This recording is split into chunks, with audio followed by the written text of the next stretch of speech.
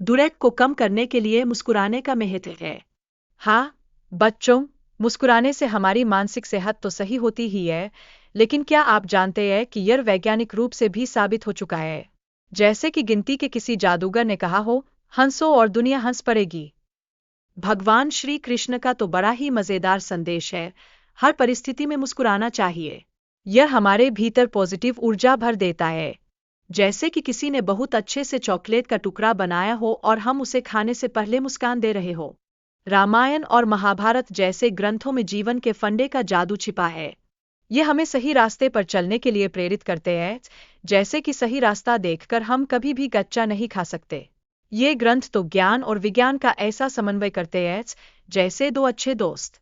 क्या आप जानते हैं प्राचीन गुरुकुलों की शिक्षा प्रणाली कितनी मजेदार थी। बच्चों को नैतिकता और ज्ञान का महत्व सिखाया जाता था। सोचिए, अगर आज भी अचार पकोड़े के साथ नैतिकता सिखाई जाती तो कितना मजेदार होता। अब अहिल्याबाई का न्याय का एक बेहतरीन किस्सा सुनिए। उन्होंने अपने बेटे को न्याय की प्रक्रिया के तहत दंडित किया। यह बताता है कि न्याय में कितनी सख्ती होनी चाहिए, जैसे कि चॉकलेट नहीं मिलेगी की सख्त चेतावनी।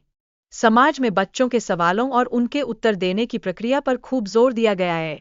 बच्चे सवाल पूछते हैं जैसे कोई शानदार जादूगर, और हम सबको ये समझना चाहिए कि प्रश्न पूछना कितना जरूरी है। जैसे कि चॉकलेट का रंग ब्राउन क्यों होता है। गाय की पहचान क्षमता पर बहुत मजेदार बात है।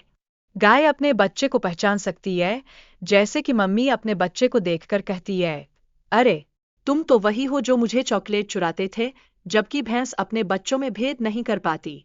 अब गाय के दूध और भैंस के दूध में अंतर समझिए। गाय का दूध तो ऊर्जा से भरपूर होता है, जैसे कि एक सुपर हीरो, जबकि भैंस का दूध थोड़ा भारी होता है, जैसे कि भारी भरकम बस्ता। गाय के दूध का स्वास्थ्य पर सकारात्मक प्रभाव है। यह आपकी याददाश्त को सुधारने में मदद करता है, जैसे कि एक जादुई दवा जिसे पीकर आप हमेशा टॉप करते रहें। बातचीत में संयम रखना बहुत जरूरी है। अनावश्यक बहस से रिश्तों में तनाव बढ़ सकता है। जैसे कि पति पत्नी को एक दूसरे की भावनाओं का सम्मान करना चाहिए, नहीं तो फ्रीज में लड़ाई हो जाएगी कि कौन सी चॉकलेट कौन ले गया। रिश्तों में विश्वास की नींव होती है। जब दोनों एक दूसरे के प्रति ईमानदार होते हैं तो उनके बीच का बंधन मजबूत होता है, जैसे कि जादुई ताले और चाबी जो एक दूसरे के बिना काम नहीं करते।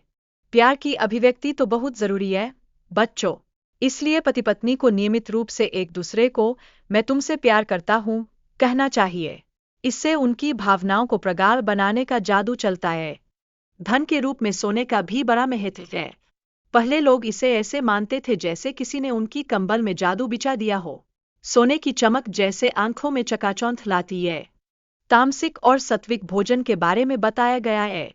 बच्चों, समझ लीजिए कि कुछ खाद्य पदार्थों को खाना ठीक नहीं होता, जैसे कि बहुत सारे चॉकलेट खाने से दांतों में जंग लग जाता है। आयुर्वेद में लहसुन और प्याज के चिकित्सीय गुणों का जिक्र हुआ है। जैसे किसी जादू के साथ ये अमृत माने जाते हैं, जैसे कि एक सुपरफूड जो हर समस्या को भगा देता है। कर्म का धर्म से संबंध होता है। जब हम सही कार्य करते हैं तो जैसे भगवान की तरफ से हमें गोल्ड स्टार मिल जाता है, जैसे स्कूल में टॉफी मिलती थी, वैसा ही धार्मिक गतिविधियों को करना पूजा है।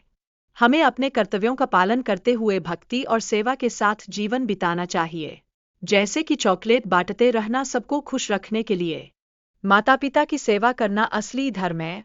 बच्चों, जब हम अपने माता पिता की देखभाल करते हैं तो यह हमारी असली पूजा होती है, जैसे कि उन्हें चाय बनाकर देना। यह तो सबसे प्यारा काम है। गोल्ड और लंका के संदर्भ में बताया गया है कि उच्च तापमान पर धातु भी पिघल सकती है। यह तात्कालिकता को दर्शाता है कि चीजें कितनी भ्रामक हो सकती है, जैसे कि पिघलते बर्फ का एक बड़ा क्यूब। महिलाओं की सुरक्षा के मुद्दे पर जोर दिया गया है। बच्चों, समाज को अपनी जिम्मेदारी समझनी चाहिए।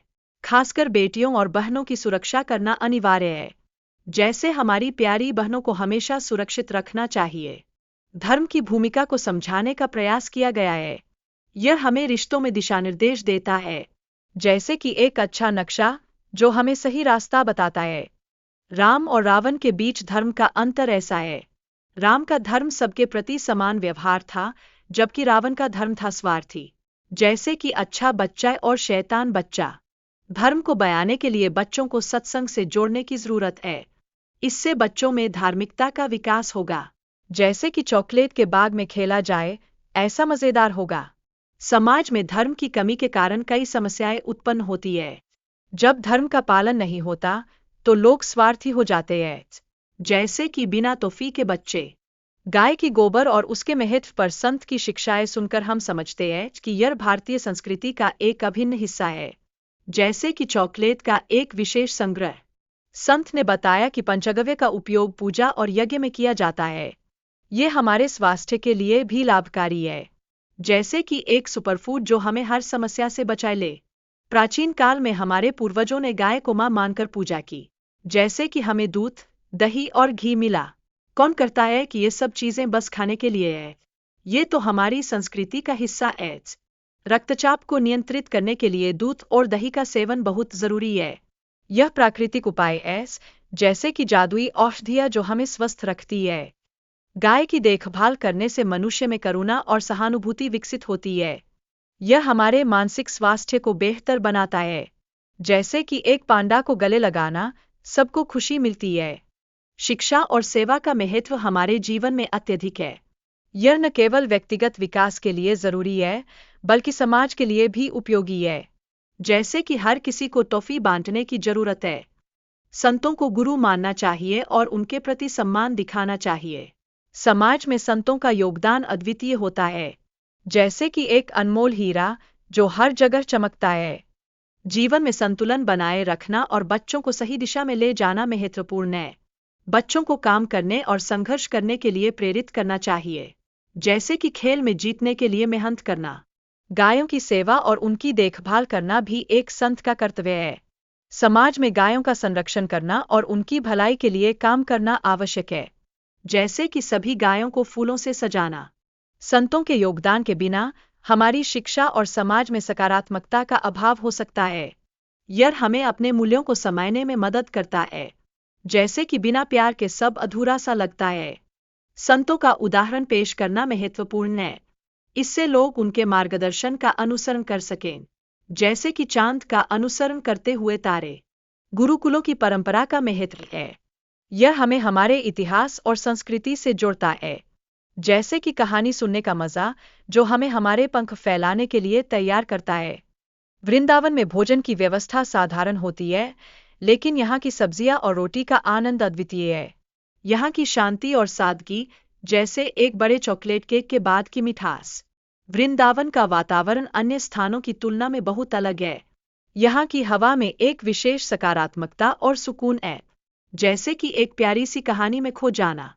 भक्तों को वृंदावन में भगवान बिहारी जी की गोद में होने का एहसास होता है। यहाँ की धूल भी एक विशेष शांति प्रदान करती है। जैसे कि चांद की रोशनी, जो सब कुछ सुंदर बना देती है।